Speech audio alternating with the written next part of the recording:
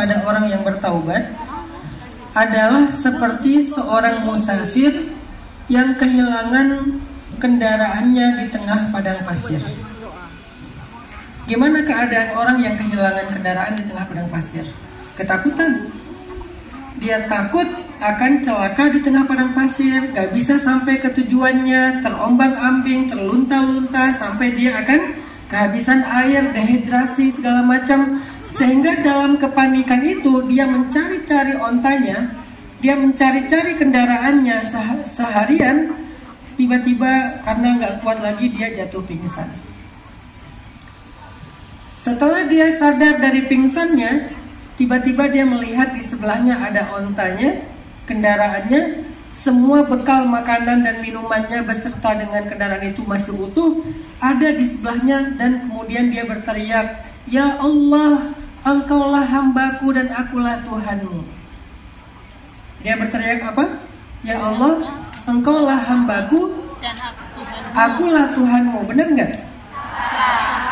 Dia berteriak mengatakan, "Ya Allah, Engkaulah hambaku dan akulah Tuhanmu," sampai kebalik, saking senangnya dia menemukan kembali kendaraannya yang hilang. Maka kata Nabi, Allah lebih senang kepada hamba yang sudah datang, yang pulang setelah hilang sekian lama, daripada laki-laki itu yang senang dengan kembalinya kendaraannya di tengah padang pasir. Jadi Allah itu menunggu kita pulang, menunggu kita datang, menunggu kita hijrah itu dengan rasa yang sangat rindu kepada kita. Sehingga ketika kalian tiba-tiba berhijab, tiba-tiba menutup aurat, tiba-tiba jadi syar'i, tiba-tiba ngaji, itu Allah sayang dan senangnya dengan kedatangan kalian lebih daripada senangnya laki-laki tadi yang menemukan kendaraannya di tengah padang pasir. Maka jangan bikin Allah sedih.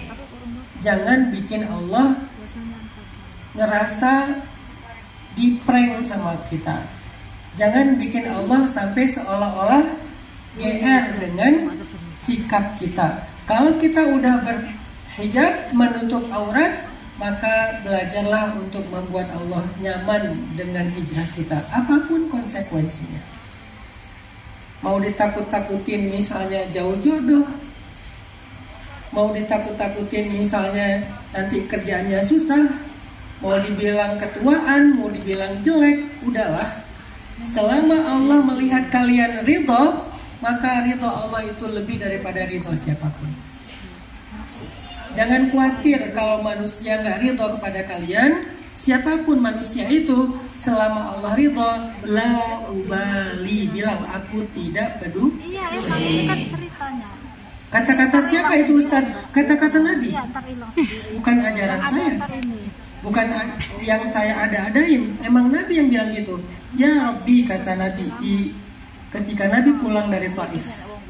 Nabi bilang gini, "Illam yakun bika alayya ghadabun fala ubali." Selama engkau tidak marah kepadaku ya Allah, selama engkau ridha kepadaku ya Allah, apapun kata-kata manusia, perlakuan manusia, la ubali, aku tidak peduli. Jadi belajar nggak usah terlalu peduli kepada komen-komen haters. Nggak usah terlalu peduli dengan orang-orang yang mencoba menjatuhkan kita. Kenapa? Karena manusia tidak bisa mengangkat dan menjatuhkan orang lain. Satu-satunya yang berkuasa untuk mengangkat derajat kita atau menjatuhkan derajat kita hanyalah Allah. Manusia cuman sebab. Kalau Allah tidak berkehendak, sebab itu tidak akan berjalan. Mau ada 1000 orang, mau ada 1.000.000 orang, mau ada satu dunia sekalipun yang ingin menjatuhkan kita, kata Nabi dalam hadis nasihat kepada Ibnu Abbas, "Lau ijtama'u ala an yadurruk, lan yadurruka illa bima kataballahu alaik." Kalau manusia semuanya berkumpul ingin mencelakai kamu, mereka tidak bisa mencelakai kamu kecuali dengan kehendak Allah. Jadi bukan kehendak manusia, Allah yang berkehendak. Bunda Nuris, teman-teman Ilham, teman-teman para pejuang yang ada di Hong Kong, jangan khawatir dengan pendapat orang. Jangan khawatir dengan komen orang. Kalian pernah viral? Pernah. Belum pernah viral? Viral di grup pernah kan? Pernah. Diomongin orang sekian ribu, sekian juta pernah? Pernah?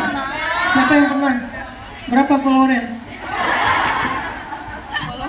Kalau saya sih kayaknya rutin 6 bulan sekali viral di Lambe Syariah.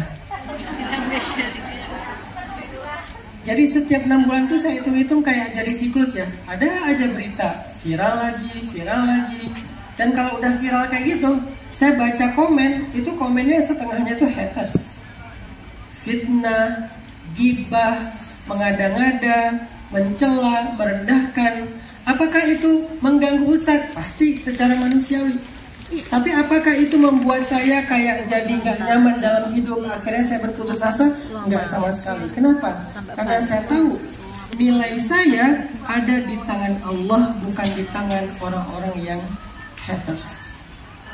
Sehingga kalau Allah melihat apa yang saya lakukan itu tidak salah, apa yang saya lakukan itu tidak melanggar syariat, bahwa saya tidak melakukan sesuatu yang dosa, maka la ubali, saya enggak peduli. Arti enggak peduli, saya bahkan enggak mau baca komen itu, cuman kelewat doang, udah lewat.